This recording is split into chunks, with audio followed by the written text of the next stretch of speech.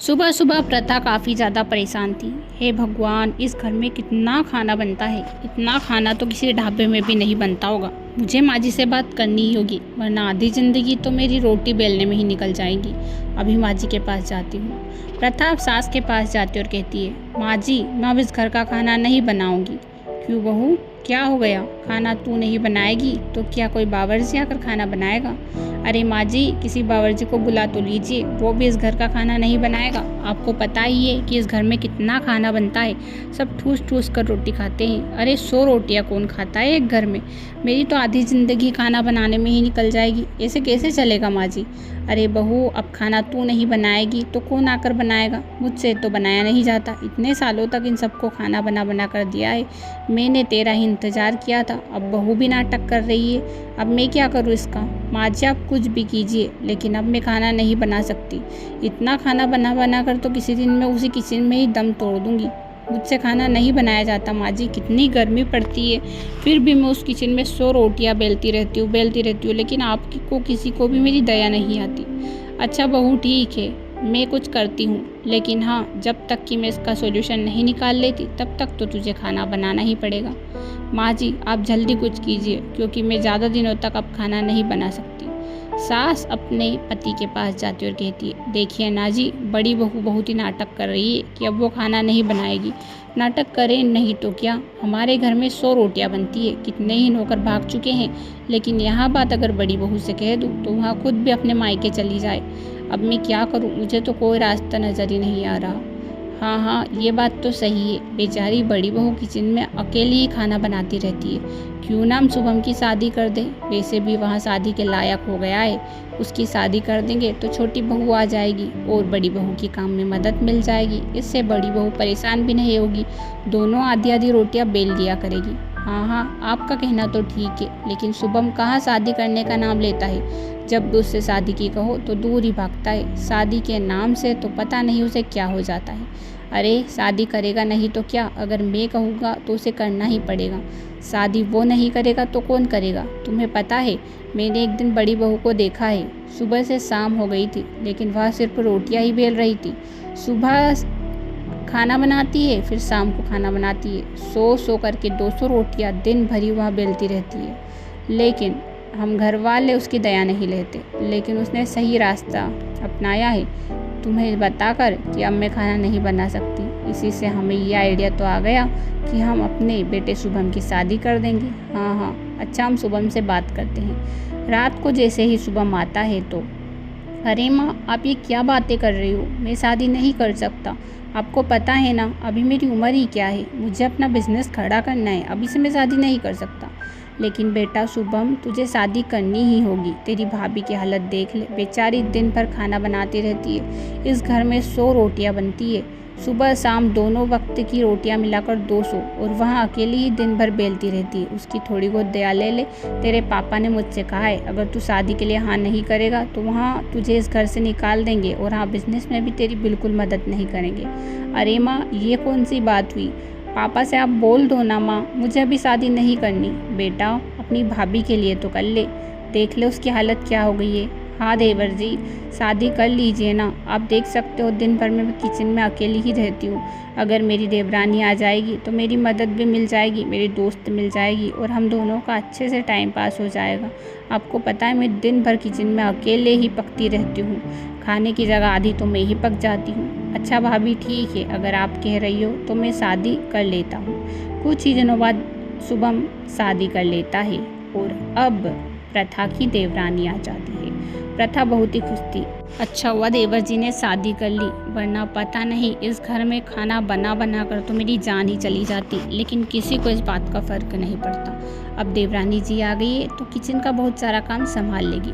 सुबह सुबह प्रथा की देवरानी राधा उसके पास आती है। भाभी, अभी तक किसी ने खाना नहीं खाया, कब खाना खाएंगे? सुबह का नाश्ता भी नहीं बनाया, मुझे तो काफ़ी ज़ोरों की भूख लग रही है। अरे राधा, तुम थोड़ा इंतज़ार तो करो, अभी सुबह का नाश्ता कोई नहीं खाएगा। अरे वाह भाभी, ये तो बड़ी ही अच्छी बात है, मतलब कि अब हमें काम कम करना पड़ेगा। मुझे तो सुबह से कुछ काम ही नहीं नज़र आ रहा, क्या काम करूँ कुछ समझ नहीं आ रहा। अरे तुम थोड़ा इंतज़ार तो करो, तुम्हें सब पता लग जाएगा कि इस घर में कितना काम और कब काम करना पड़ता है। थोड़ी देर राधा इंतज़ार करती है कि सास आती है। अरे बहू, खाने की तैयारी कर ले, आज तेरी पहली रसोई है, तुझे ही सारा खाना बनाना है। हाँ माँ जी, वो तो है, लेकिन क्या बनाऊँ? आप जो कहोगी वहाँ बना देती हूँ। अरे बहू, किसी दूसरी चीज़ बनाने का तो नाम मत ले लेना, खाना ही बना ले, रोटियाँ बना लेना और हाँ सब्जी बना लेना, बस यही काफ़ी है। अगर तू दूसरी चीज़ बनाने लग गई ना तो सुबह से शाम हो जाएगी और शाम से सुबह हो जाएगी, लेकिन नहीं बना पाएगी। अरे माँ जी, 10 लोगों का खाना बना लेती हूँ मैं, उसमें क्या है, हम तो सिर्फ 6 लोग ही हैं, तो 6 लोगों का खाना बनाने में क्या टाइम लगता है? बेटा, हम 6 लोग हैं, लेकिन तुझे सच्चाई तब पता लगेगी जब तू किचन में जाएगी। राधा कुछ समझ नहीं पाती, वहाँ किचन में जाती है। राधा, मैंने आटा गूँथ दिया है, अब एक काम करना, तुम रोटी बना देना।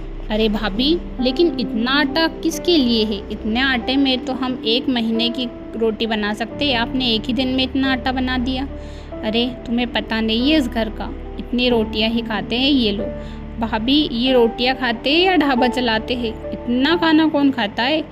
मुझे तो समझ ही नहीं आ रहा। हाँ बेटा, तुम बेलो तो सही, फिर पता लगेगा। राधा तो सिर्फ आटा देखकर ही परेशान हो जाती है। राधा को शाम हो जाती है, तब तक ही सारी रोटियां बिल पाती है। हे भगवान, इस घर में इतना खाना कौन खाता है? मुझे तो ये समझ ही नहीं आ रहा, ये कैसा ससुराल है। अगर ऐसे रोटियां बनाती रही तो मेरी आधी ज़िंदगी तो रोटियां बनाने में ही निकल जाती है कि जेठानी आती है। अरे देवरानी जी, क्या कर रही हो? शाम का आटा गूँथ दूँ? शाम का आटे की तैयारी कर लेते हैं, शाम का खाना भी तो खाएंगे सभी। अरे भाभी, अभी तो मैं सुबह का ही आटा ख़त्म करके सरी हूँ और आप आ गई हो शाम का खाना तैयार करने। भाभी, मुझसे तो नहीं होता, इतना खाना कौन खाता है भाभी? इतनी रोटियां बेल बेल कर तो मेरी आधी ज़िंदगी रोटियां बेलने में ही गुजर जाएगी। अरे तुम तो ये पहली बार कर रही हो, मैं कितने सालों से कर रही हूँ, मैं भी थक चुकी थी, लेकिन इस घर वालों का कोई कुछ नहीं कर सकता। जब भी मैं किसी से कुछ कहने जाती हूँ तो सभी यही कहते हैं, औरतों का तो काम ही यही होता है। कई नौकर तो भाग चुके हैं, लेकिन सासू माँ ने आज तक मुझे बताया भी नहीं कि यहाँ से नौकर भी खाने का नाम सुनते ही भाग जाते हैं, क्योंकि इतनी रोटियां कोई खाएगा तो नौकर कैसे टिक पाएगा। हाँ भाभी, ये तो आपने सही कहा, लेकिन अगर आपको ये सब पता था तो शादी के पहले ही मुझसे बता देती ना, मेरी ज़िंदगी तो बर्बाद नहीं होती। खाना बनाते बनाते तो सच में मेरी ज़िंदगी ही बर्बाद हो जाएगी। अरे अगर मैं ये सब बातें पहले बता देती तो तुम इस घर में आती क्या और मेरी मुश्किल हल कर पाती क्या? अगर तुम नहीं आती तो मैं भी तुम्हारी तरह ही दिन भर किचन में ही घुसी रहती। वैसे कि पहले मैं दिन भर किचन में ही रहती थी, लेकिन अब तुम आ गई हो तो थोड़ी राहत से मिल रही है। भाभी, आपको राहत मिल गई, लेकिन आपने मुझे जेल में डाल दिया है, ये बात बिल्कुल सही कह रही हूँ। हाँ हाँ बेटा, जेल में नहीं डाला है, मैं तुम्हारी मदद ज़रूर करूँगी। सुबह तुम्हारी पहली रसोई थी, इसीलिए शाम का खाना हम दोनों मिलकर बनाएंगे। भाभी, थैंक यू सो मच, आप वैसे बहुत अच्छी जेठानी हो, लेकिन मुझे इन घर वालों की भी आदत सुधारनी होगी, चाहे कुछ भी हो जाए। इतना खाना कौन खाता है? ऐसे तो हम दोनों खाना बनाते बनाते ही बुढ़े हो जाएंगे, लेकिन हमारी ज़िंदगी में तो कुछ सुकून ही नहीं मिल पाएगा। इतने में सास चिल्लाती है, अरे बहुओ, शाम का खाना तैयार नहीं हुआ का? जल्दी जल्दी हाथ चलाओ, तुम्हें तो पता ही है दोनों भाई आते ही होंगे, अगर वो दोनों आ गए तो तुमसे रोटियां भी नहीं मिल पाएगी। अब क्या था, बेचारी दोनों खाने की तैयारी में जुट जाती है शाम को खाना खाने के बाद। भाभी, ये सब का हल आप ही मुझे बताइए ना, क्या हल निकाल सकते हैं? देखो राधा, मेरे पास तो इसका कोई हल नहीं है। इतने साल से मैं इस घर में काम कर रही हूँ, लेकिन कोई सुधार नहीं हुआ। सिर्फ रोटियां बेलना ही एक रास्ता है और कोई रास्ता मुझे नज़र नहीं आता। भाभी, मेरे पास एक आइडिया है, लेकिन क्या घर वाले वो आइडिया मानेंगे? एक काम करते हैं, सुबह कोई खाना नहीं खाता, सुबह हम नाश्ता बनाते हैं, उसके बाद हम थोड़ा सा ड्राई फ्रूट्स या फिर फल फ्रूट्स दे देते हैं, जिससे इनकी भूख आधी हो जाएगी। फिर हम लंच बना देंगे और फिर 4 बजे का नाश्ता बना देंगे, उसके बाद हम शाम का खाना बना देंगे। इससे इनकी भूख आधी आधी बढ़ जाएगी और हमारा काम भी आसान हो जाएगा, हमें इतनी रोटियां बेलने की ज़रूरत नहीं पड़ेगी। अगर हमने ऐसा किया ना तो देखना हमारा काम ज़रूर आसान होगा। वो सब तो ठीक है, लेकिन घर वाले ये सब मानेंगे जब? तो मैं तो इन सबको कह कर थक चुकी हूँ कि सुबह नाश्ता कर लिया करो, सुबह आधा पेट भर लिया करो, लेकिन कहाँ सुनते हैं यहाँ सब लोग। भाभी, हमें कैसे भी करके यहाँ रास्ता अपनाना ही होगा। अगर हमने ये सब कर लिया ना तो हमारा काम आसान हो जाएगा। भले ये माने या ना माने, हमें सबको मनवाना ही होगा। यहाँ बात राधा अपनी सास से कहती है। सास कहती है, अरे इतने सालों से जो नियम चल रहा है वह चलने दो ना, तुम क्या ये दूसरा नियम लेकर आ गई हो। जो नियम पहले से चल रहा है उस घर में यही नियम चलेगा। अरे सासू माँ, आपको पता है हम दोनों दिन भर किचन में रहते हैं, हम दोनों से खाना नहीं बनाया जाता। अगर आप ये नियम नहीं अपनाते हो तो हम दोनों अपने अपने मायके चले जाएंगे। हाँ सासू माँ, हम खाना बना कर थक चुके हैं। अगर आपको यहाँ मंजूर नहीं है तो हम दोनों अपने अपने मायके चले जाएंगे, फिर खाना आपको ही बनाना पड़ेगा। इससे अच्छा है कि आप हमारी बात मान लो। अच्छा ठीक है, मैं तुम सबकी बात मान लेती हूँ। क्या करना है, क्या खाना है मुझे बता दो और घर वालों को भी बता देना। सुबह से नाश्ता बनाना है हमको और नाश्ता आप सब खाएंगे। फिर हम कुछ फ्रूट्स देंगे, वो आप खा लेना। फिर हम लंच तैयार करेंगे, उसके बाद 4 बजे का नाश्ता तैयार करेंगे, उसके बाद शाम का खाना और फिर दूध। और ये सब खाने के बाद आप सब सो जाइए। दूसरे ही दिन से प्रथा और राधा दोनों ही अपने नियम के अनुसार चलती है। सुबह घर वालों को नाश्ता बना देती है, फिर कुछ फ्रूट्स दे देती है, उसके बाद लंच, उसके बाद नाश्ता और उसके बाद डिनर और दूध दे देती है, जिससे घर वालों की भूख शांत हो जाती है और वो इतना खाना भी नहीं खाते। राधा अपनी जेठानी से कहती है, देखा जेठानी जी, अगर हम ये नहीं करते तो हम रोटियां ही बेलते रह जाते।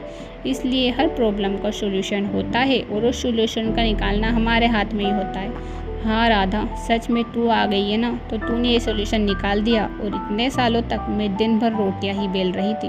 अब तो घर वाले भी तेरी तारीफ कर रहे हैं कि हम हल्का महसूस कर रहे हैं। इधर सास, हाँ बेटा, छोटी बहू ने तो बिल्कुल सही कहा। छोटी बहू के बनाए हुए नियम से हम खुद को हल्का महसूस कर रहे हैं। पहले मुझे एसिडिटी की प्रॉब्लम होती थी क्योंकि मैं ठूस ठूस कर खाना जो खाती थी, और दोनों बेटों को भी एसिडिटी की प्रॉब्लम थी, लेकिन अब वहाँ सोल्व हो गई है। हल्का नाश्ता करने से हमें कुछ हल्का भी महसूस होता है और हमारी सेहत भी अच्छी बनी रहती है। तुम्हारी वजह से आज हमें खाने का ज्ञान हुआ, नहीं तो हम तो सच में जानवरों की तरह ही खाते थे। अब क्या था, सारे घर वाले अच्छे से खाना खाने लगते हैं। यहीं पर दोनों देवरानी जेठानी की रोटी बेलने की समस्या भी हल हो जाती है। रामू नाम का एक आदमी बेहद ही गरीब था। वहाँ अपनी माँ के साथ रहा करता था। कुछ समय तक तो माँ ठीक रही, लेकिन कुछ ही समय बाद उसकी माँ काफ़ी ज़्यादा बीमार हो गई थी। रामू की माँ इतनी बीमार हो गई थी कि इलाज के लिए काफ़ी ज़्यादा पैसे की ज़रूरत थी, लेकिन रामू के पास अभी इतने पैसे नहीं थे। रामू अपनी माँ से कहता है, माँ मैं तुम्हारा इलाज कैसे कराऊँ, मेरे पास तो इतने पैसे भी नहीं है कि मैं तुम्हें बड़े अस्पताल में ले जाऊँ। मुझे तुम्हें कैसे भी करके बचाना है। अरे बेटा, तू चिंता मत कर, मैं ठीक हो जाऊंगी। तुझे पैसे लगाने की कोई ज़रूरत नहीं है, तुझे मुझे बचाने की भी कोई ज़रूरत नहीं है। अगर मैं मर भी जाऊँ तो मुझे गम नहीं, क्योंकि तू मेरा इतना अच्छा बेटा है, तूने मेरी कितनी सेवा की है। माँ मैं तुम्हारे बिना नहीं रह सकता, चाहे कुछ भी हो जाए मैं तुम्हारी जान बचा कर रहूँगा। दूसरे दिन सुबह होते ही रामू काम के लिए निकल पड़ता है। दिन भर काम ढूंढने के बावजूद भी उसे कोई काम नहीं मिलता। रामू काफ़ी ज़्यादा परेशान था, थका हारा अपनी माँ के पास आता है। माँ मैं तुम्हारा इलाज कैसे करवाऊँ, मुझे तो कोई काम देने को ही तैयार नहीं है। जिस घर जाता हूँ सभी मुझे निराश कर कर ही वापस भेजते हैं। मैं क्या करूँ माँ, मुझे कुछ समझ नहीं आ रहा। तभी उसकी माँ कहती है, बेटा मैं तुझे एक ऐसा रहस्य बताती हूँ जो तुझे किसी को नहीं बताना है। ज़िंदगी में मैंने कितनी गरीबी झेल ली, लेकिन आज तक यह रहस्य किसी को नहीं बताया। अपने ही गांव के पास एक जादुई पेड़ है, उस जादुई पेड़ के पास तुम जाना और जो भी तुम्हें चाहिए वहाँ मांग लेना। मैंने हमेशा उस जादुई पेड़ से ही जो भी चाहा वह मांगा है, लेकिन कभी लालच नहीं किया। तू भी कभी लालच मत करना, अगर तू लालच करेगा तो वहाँ पेड़ तुझे कुछ नहीं देगा। यह बात सुनकर सुबह होते ही रामू उस पेड़ के पास जाता है और कहता है, मुझे कुछ धन की ज़रूरत है क्योंकि मेरी माँ काफ़ी ज़्यादा बीमार है। तुम्हें मुझे कुछ धन देना होगा ताकि मैं अपनी माँ का इलाज करवा सकूँ। थोड़ी ही देर बाद उस पेड़ से काफ़ी ज़्यादा सोने के सिक्के निकलते हैं, जिसे लाकर रामू अपनी माँ का एक बड़े से अस्पताल में इलाज करवाता है।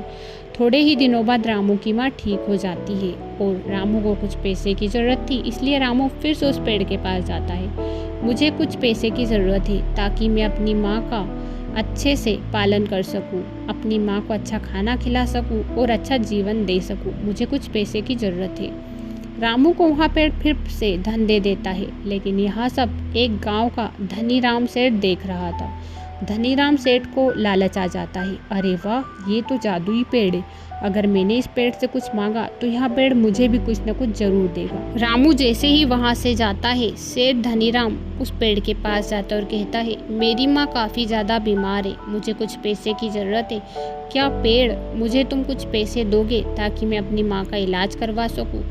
थोड़ी ही देर बाद सेठ धनीराम को एक करंट का झटका लगता है और पेड़ से आवाज़ आती है, तेरे पास इतने पैसे होते हुए भी तू इतना लालच कर रहा है। मैंने कभी भी लालची लोगों का साथ नहीं दिया है, जिनकी स्थिति अच्छी नहीं है, जो गरीब है उनका ही साथ दिया है। तूने क्या सोचा कि मैंने रामू की मदद की इसीलिए तेरी भी मदद करूँगा? तुझे मदद की कौन सी ज़रूरत है तो मैं तेरी मदद करूँगा। कभी भी लालच मत करना, वरना मेरे पास तेरे सारे पैसे आ जाएंगे। सेठ धनीराम का सारा धन वहाँ पेड़ ले लेता है और कहता है, अब यह धन मैं गरीब लोगों में बांटूंगा। आज के बाद से तेरे पास कुछ भी धन नहीं बचेगा। सेठ धनीराम ने लालच किया था, इसीलिए उसके लालच की वजह से उसके पास कुछ नहीं बचा था। सेठ धनीराम खाली हाथ ही वहाँ से चला जाता है और फिर कभी ज़िंदगी में लालच नहीं करता।